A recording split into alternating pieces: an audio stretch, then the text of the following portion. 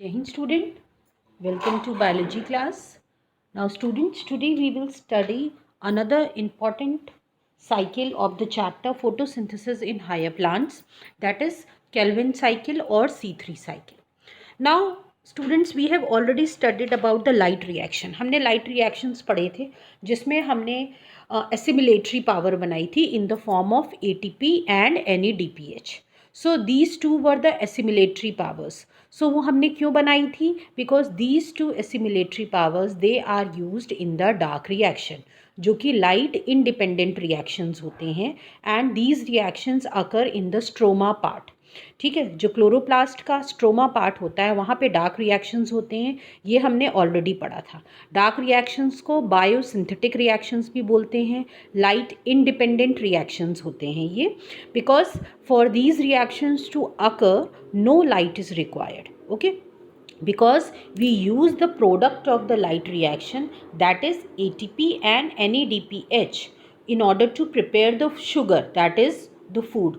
तो dark reaction basically जो है वो फूड प्रिपरेशन, यहाँ पे हम फूड प्रिपेयर करते हैं, ग्लूकोज को प्रिपेयर करते हैं. Okay, now this dark reaction के अंडर हमें जो है we have to study about the C3 cycle and C4 cycle, इसमें हम पढ़ेंगे.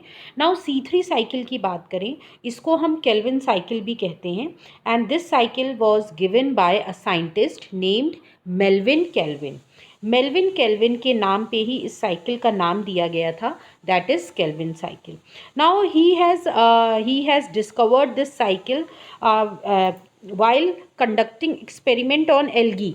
एक एल्गी है क्लोरेला, उस पर उन्होंने बहुत सारे एक्सपेरिमेंट्स कंडक्ट किए थे, ऑब्जर्व किया था फोटोसिंथेसिस की किस तरह जो है कार्बन डाइऑक्साइड फिक्सेशन होता है, क्योंकि जो डार्क रिएक्शन है बेसिकली यहाँ पे कार्बन डाइऑक्साइड का फिक्सेशन होता है, okay, in order to prepare the food.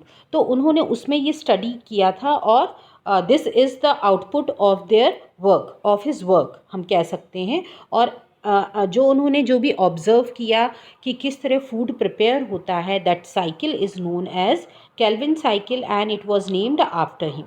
Now ये जो केल्विन साइकिल है, इसमें जो फर्स्ट जो प्रोडक्ट होता है that is your stable product की अगर हम बात करें, दैट इज़ C3 प्रोडक्ट, जिसको हम बोलते हैं 3-फॉस्फोग्लिसरिक एसिड. नाउ अब साइंटिस्ट जो हैं, there were other scientist also जो कि इस पे लगे हुए थे. They were trying to find out कि ये जो फर्स्ट स्टेबल प्रोडक्ट है केल्विन साइकिल का, that is your three phosphoglyceric acid, या 3-फॉस्फोग्लिसरेट भी हम बोल सकते हैं इसको. तो क्या सारे ही प्लांट्स में यही स्टेबल प्रोडक्ट है, यही कार्बन डाइऑक्साइड फिक्सेशन का फर्स्ट स्टेबल प्रोडक्ट है? तो इस पे बहुत सारे एक्सपेरिमेंट्स कंडक्ट हुए in over a wide range of plants. Okay, and after that it led to the discovery of another group of plant. और उसके बाद एक पता चला, एक और ग्रुप ऑफ प्लांट्स के बारे में पता चला, और उन ग्रुप को हमने बोला C4 प्लांट्स. और उसमें ये फाइंड आउट हुआ कि the first stable product is not C3 carbon compound, but it is a C4 compound, जिसको नाम दिया oxaloacetic acid. So this oxaloacetic acid is the first stable compound which we will be studying in C4 cycle. ये क्या cycle है, क्यों C3 से ये किस तरह डिफरेंट है, ये सब के बारे में हम आगे पढ़ेंगे. बट अभी जो हमारा मेन फोकस है C3 साइकिल के ऊपर. नाउ C3 साइकिल जो है, this cycle can be described under 3 stages. हम 3 स्टेजेस के अंडर इसको पढ़ते हैं: carboxylation, reduction and the last is your regeneration. ये 3 स्टेजेस हैं, okay, for Calvin cycle. Now you can see ये कार्बोक्सिलेशन क्या होता है? It is the simply addition of carbon dioxide. यहाँ कार्बन डाइऑक्साइड मॉलिक्यूल जो है वो सबस्ट्रेट के साथ कंबाइंड करके फर्स्ट स्टेबल कंपाउंड बनाता है, और उसके बाद जो स्टेबल कंपाउंड बनता है उसका रिडक्शन होता है. रिडक्शन किस में होता है? ट्रायोस फॉस्फेट या सुक्रोज, इसको हम स्टार्च भी बोल सकते हैं.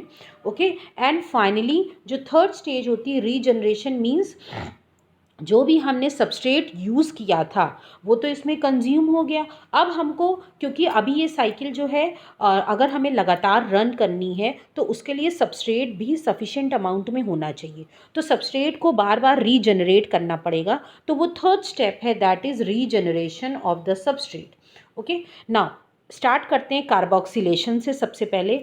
Now the substrate which is जिसका कार्बोक्सिलेशन होता है, ठीक है, that substrate is known as ribulose biphosphate. उसको हम क्या बोलते हैं? रिबलोज बाईफॉस्फेट बोलते हैं।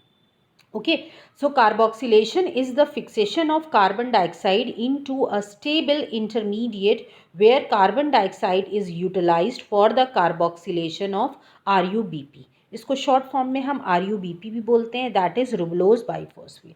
अब ये जो कार्बोक्सिलेशन है मींस जो सबस्ट्रेट है RuBP, इसका कार्बोक्सिलेशन हो रहा है in the presence of the enzyme. एक एंजाइम होता है जिसका नाम है रुबिस्को, RuBisco, रिबिस्को, जिसको हम बोलते हैं रिबलोज बाईफॉस्फेट कार्बोक्सिलेज ऑक्सीजनेस। ये जो CO टर्म है, यहाँ पे इस एंजाइम की एक्टिविटी छुपी हुई है। C for carboxylase, O for oxygenase. मतलब क्या हुआ कि ये एंजाइम जो है ये दोनों ही तरह के रिएक्शन को कैटेलाइज कर सकता है।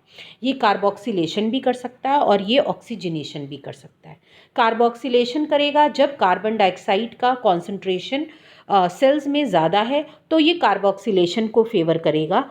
अदरवाइज अगर ऑक्सीजन का कॉन्सेंट्रेशन ज़्यादा हो गया तो ये ऑक्सीजन को फेवर करेगा, मींस ऑक्सीजनेशन करेगा, और उस कंडीशन में ये एक और साइकिल को रन करेगा इफ़ इट इज़ ऑक्सीजनेशन, जिसको हम कहते हैं C2 साइकिल या फोटो रेस्पिरेशन, जो कि हम आगे के लेक्चर्स में पढ़ेंगे। तो अभी यहाँ पे क्या हो रहा है? यहाँ पे क्या हो रहा है? यहाँ पे कार्बोक्सिलेशन हो रहा है।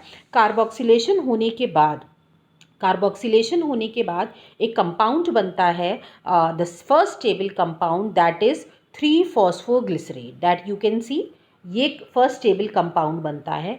अब यहाँ पे एक मॉलिक्यूल की अगर हम बात करें, इससे कंफ्यूज नहीं होइएगा, यहाँ 3 लिखे हैं कार्बन डाइऑक्साइड के मॉलिक्यूल्स। हम साइकिल को हम बिल्कुल एलिमेंट्री स्टेज से स्टार्ट कर रहे हैं। तो मान लीजिए एक कार्बन डाइऑक्साइड का मॉलिक्यूल है और वो जो है रिबलोज बाईफॉस्फेट को का कार्बोक्सिलेशन कर रहा है in the presence of enzyme Rubisco. तो फर्स्ट स्टेबल कंपाउंड बनेगा, दैट इज़ 3-फॉस्फोग्लिसरेट या 3-फॉस्फोग्लिसरिक एसिड भी हम इसको बोलते हैं। This is the first stable compound. अब ये 3-फॉस्फोग्लिसरिक एसिड है, ये जो है it is a C3 compound. ठीक है, ये जो है C3 कंपाउंड है। ओके, और रिबिस्को जो है वो जो रिबलोज बाईफॉस्फेट है वो C5 कंपाउंड है। अब C5 कंपाउंड के साथ एक कार्बन डाइऑक्साइड अटैच हो रही है। यहाँ पे आप देख रहे हो, जब एक कार्बन डाइऑक्साइड ऐड हो रही है तो इसका मतलब यहाँ पे तो 6 कार्बन कंपाउंड बनना चाहिए था। तो इसलिए हम यहाँ पे लिख सकते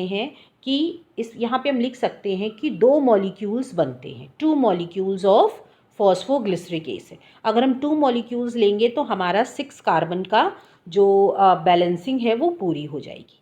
अब आफ्टर दैट जो है, अब क्या है, अब यहाँ पे एक मॉलिक्यूल ATP का यूज़ होगा। ATP जो है वो यूज़ होगा for the production of ADP and inorganic phosphate.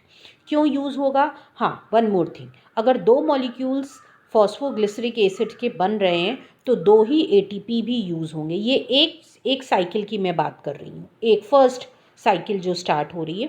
तो 2 मॉलिक्यूल्स ATP के यूज़ होंगे, जिसमें से 2 जो मॉलिक्यूल्स हैं ADP के और 2 इनऑर्गेनिक फॉस्फेट। तो यहाँ पे हमें इनऑर्गेनिक फॉस्फेट चाहिए, क्योंकि जो 3-फॉस्फोग्लिसरिक एसिड है ये अब क्या बनाएगा? ये अब बनाएगा 1,3 बाईफॉस्फोग्लिसरिक एसिड। अब यहाँ पे 2 फॉस्फेट ग्रुप आ गए हैं, तो ये कहाँ से आएंगे? ये जो है ATP जो है, इसके साथ जब ATP जो है ATP ब्रेक होगा तो ये ADP और इनऑर्गेनिक फॉस्फेट बनाएगा, और ये इनऑर्गेनिक फॉस्फेट जो है वो इसमें आ जाएगा और ये बाईफॉस्फेट।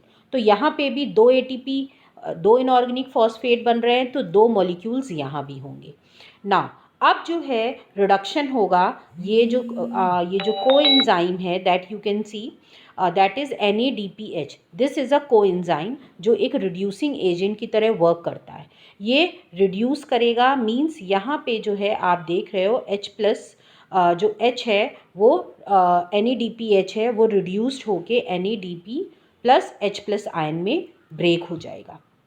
ओके और जो हमारे पास प्रोडक्ट आएगा दैट विल बी 3-फॉस्फोग्लिसरैल्डिहाइड, क्योंकि जो एसिड्स होते हैं, एसिड्स हमेशा ब्रेक करके क्या बनाते हैं, एसिड्स हमेशा ब्रेक करके बेटा एल्डिहाइड्स बनाते हैं। तो हमको नेक्स्ट कंपाउंड मिलेगा 3-फॉस्फोग्लिसरैल्डिहाइड।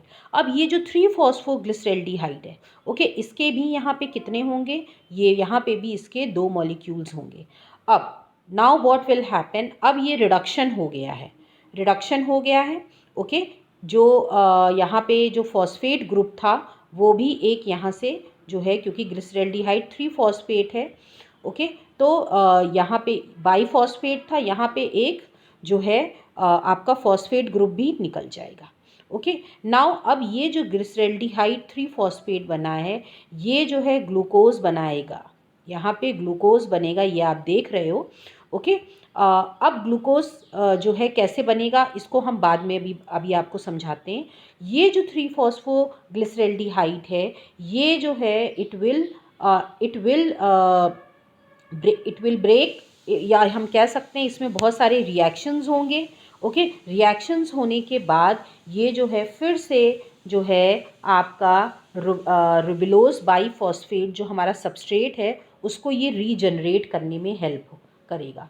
ओके अब रिबलोज तो है सिर्फ का C5 कंपाउंड, तो और यहाँ पे आपके 2 मॉलिक्यूल्स हैं ग्लिसरैल्डिहाइड 3-फॉस्फेट के जो कि C3 कंपाउंड, तो एक कार्बन बच रहा है। एक कार्बन बेटा यहाँ पे जो है ये निकलेगा बाहर और ये जो है ग्लूकोज बनाएगा। ठीक है, जो ग्लाइकोलिसिस का आप समझ लीजिए बैकवर्ड रिएक्शंस होंगे।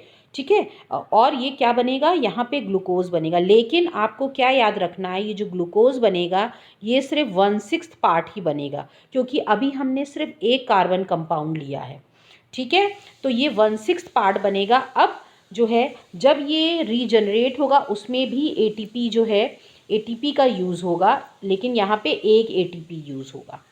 ओके तो अब जो है इसका मतलब अगर 1/6 कार्बन बन रहा है और जो शुगर बनती है वो 6 कार्बन कंपाउंड है, इसका मतलब हमको 6 बार ये साइकिल को रन करना पड़ेगा, और रन करने के बाद हमको एक पूरा ग्लूकोज का मॉलिक्यूल मिलेगा।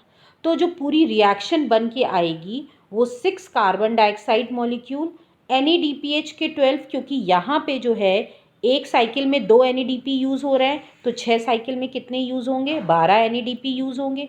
18 ATP कहाँ से आया इसको भी समझ लीजिए। 18 ATP जो है यहाँ पे आपने देखा था 2 ATP यूज़ हुए थे तो एक साइकिल में, तो 6 साइकिल में यहाँ पे 12 ATP यूज़ हुए, और यहाँ पे एक ATP यूज़ हुआ था इस जगह। तो यहाँ पे 6, 12 और 6 कितने हो गए, 18। तो टोटल 18 ATP यूज़ होंगे, जिससे हमें क्या मिलेगा, ग्लूकोज, 12 NADP और 18 ADP, that is adenosine diphosphate.